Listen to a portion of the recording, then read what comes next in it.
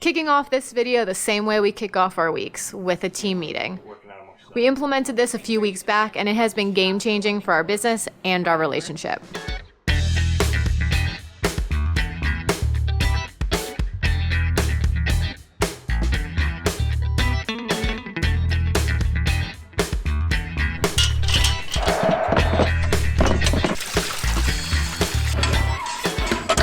We are back at Big Green and my sheetrockers are done. And I know I said we were gonna be painting before we do any of the flooring. I gotta kind of break that because my plumber's coming Thursday to install my water heater, and I've got him throwing our toilet in because I'm sick of not having a toilet here.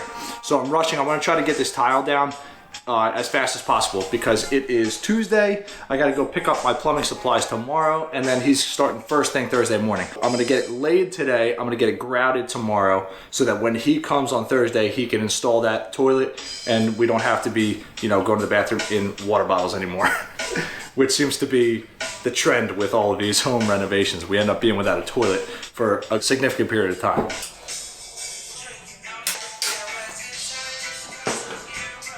I'll show you real quick just how I scribed this angle. So all I did was I allowed this edge to be the edge that's going to be up against here.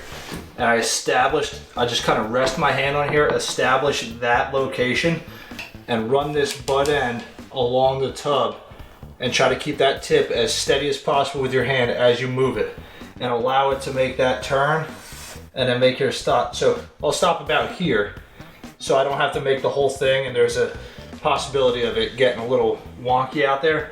So I'll establish right when I get to that straight point, I'll stop, and then I'll use a adjustable square, like my little speed square, and mark out the rest of that. I've done cuts around a toilet before like that, but around the toilet, it doesn't really matter how clean it is, obviously, because the toilet's gonna completely cover it. So I'm gonna have to try to ride this thing along the tile saw, so we'll see how this cuts. I'm pretty excited to make it.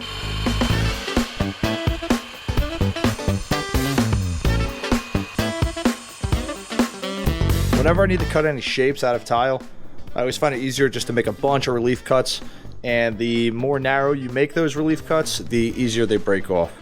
Then to make that curved cut, all I did was rest the straight edge of the tile against the fence of the sliding deck and run that tile from left and right until you can get that nice curved cut.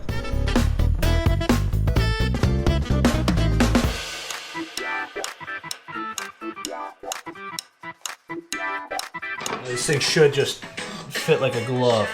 And I'll have some tile coming down here, but man, that is a nice fit right there.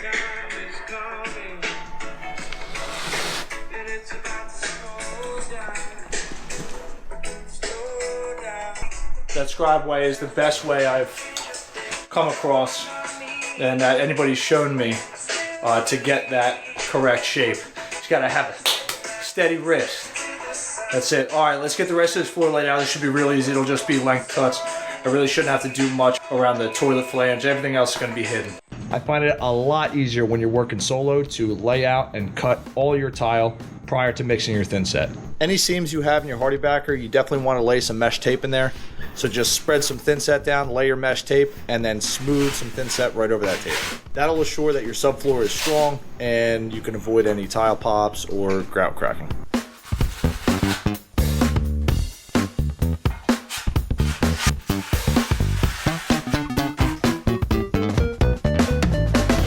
Yesterday I finished up tiling, and today I'm going to get it grouting. So I'm really happy with how the tile turned out. It's awesome. I love the color that we chose. It's got that stone look instead of that gloss finish, and I think it's going to look really nice in here with our black fixtures and then the white countertop. I think it's going to pop really nice. And Lauren is doing one of the most important jobs, getting the internet at a job site. I feel like if we can get Wi-Fi and a functioning toilet in this place, we're gonna be living pretty large. I'm excited. Ooh, I think I got it to work. First time ever setting up Wi-Fi on my own. I normally just have the Verizon do it. That was quick. Yeah. Hopefully everything else today goes as smooth.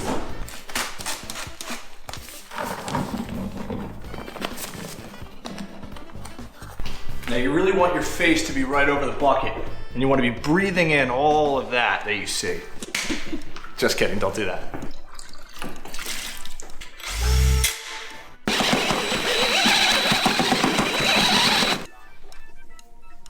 Still a little bit loose.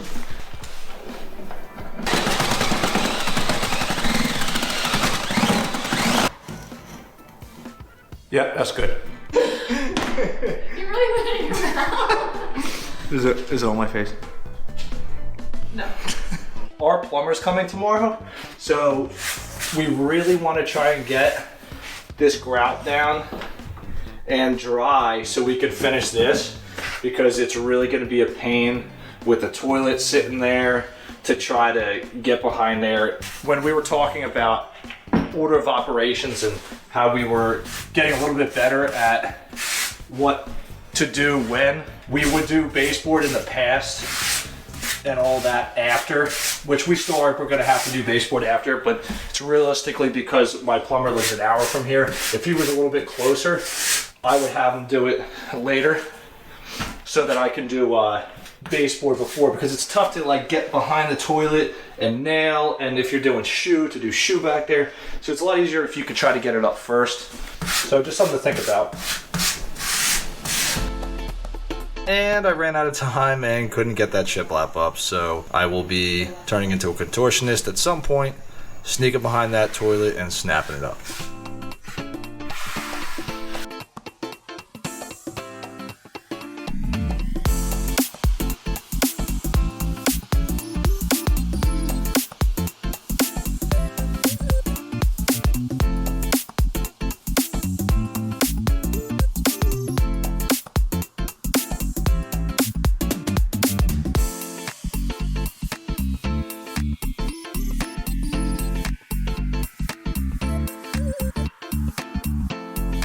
We all done.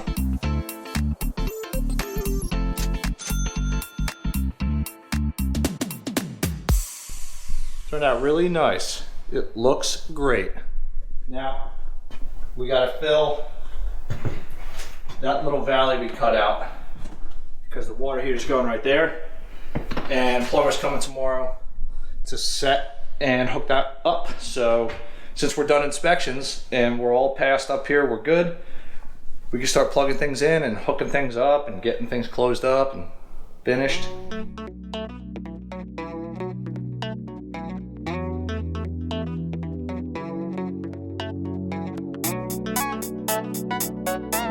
Little update, I took a much needed day off yesterday and Lauren was working from home.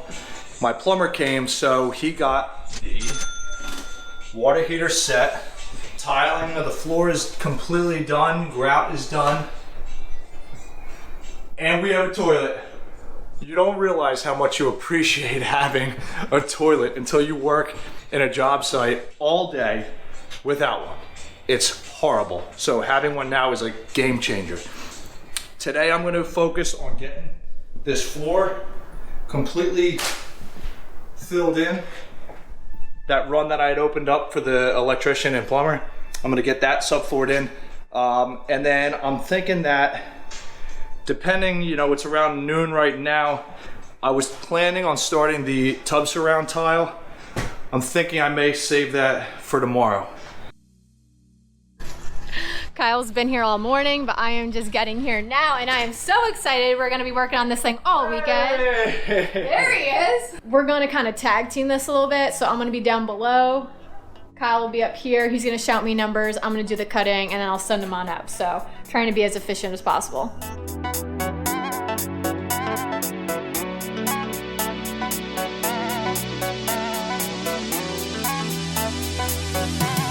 Anytime you're DIYing renovation, you never really have a formal place to eat. And so fortunately, Kyle built this miter table a little bit ago, and it doubles as a lunch spot for two.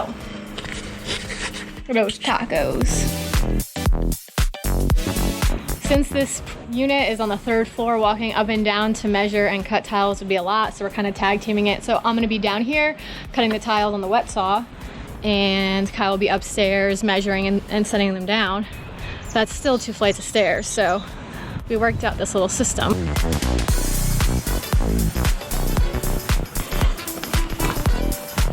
Yes, baby.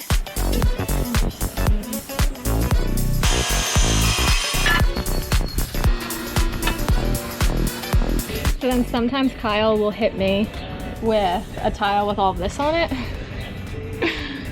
So it's just very important to know what the person up top, what their drawings mean. So you always just want to keep it nice and consistent. Fortunately, after looking at this for a while, I can figure it out.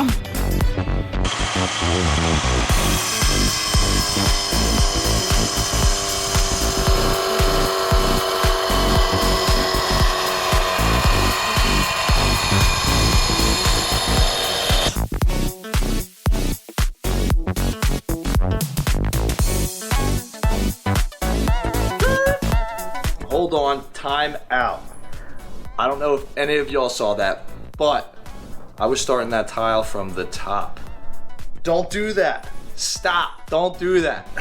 I didn't have any good footage of the issue that I was coming across, so I found it pretty important and necessary to point this out because it's probably going to be an issue that a lot of you may come across if you're DIYing any sort of tub surround. My tub was slanted from the back to the front a ½ inch. I assumed going into this that I would be able to just start from the bottom and just roll my tile straight up.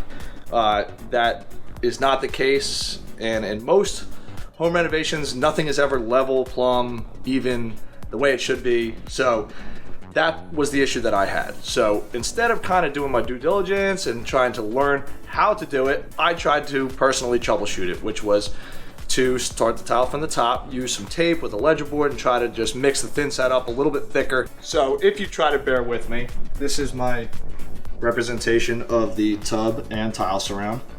Beautiful, huh? My issue was ½ inch out of level from back to front. We've developed a really awesome community of investors, DIYers, builders, carpenters, all types of trades on Instagram. The day that I was doing this tile, I was throwing it up on our Instagram story, and a guy reached out that we're pretty friendly with and was like, dude, Kyle, stop. He's like, do it like this. Every time that I have an issue with a slanted tub, this is exactly how I do it. It works every single time. Throw a level on this part of the tub. Throw a level on this part of the tub. Whichever is your lowest portion. So mine was this corner right here was my lowest. Measure up the height of the tile and then snap a level line. And then put a ledger board up. I used a small piece of pine. Just screwed it into the wall, and then you start your wall up from that ledger board. The next day, after that thin set has set, come back, and you can then pull that ledger board off, measure down from the tile where you end, and cut those to fit. That's the easiest way to do it. And that's how I'll do it every single time. Unfortunately, I had already gotten 2 runs of tile up, and they weren't moving. I did have them like taped up, so they weren't moving. But that is not the correct way to do it. Do not ever do it that way. It was way more of a pain.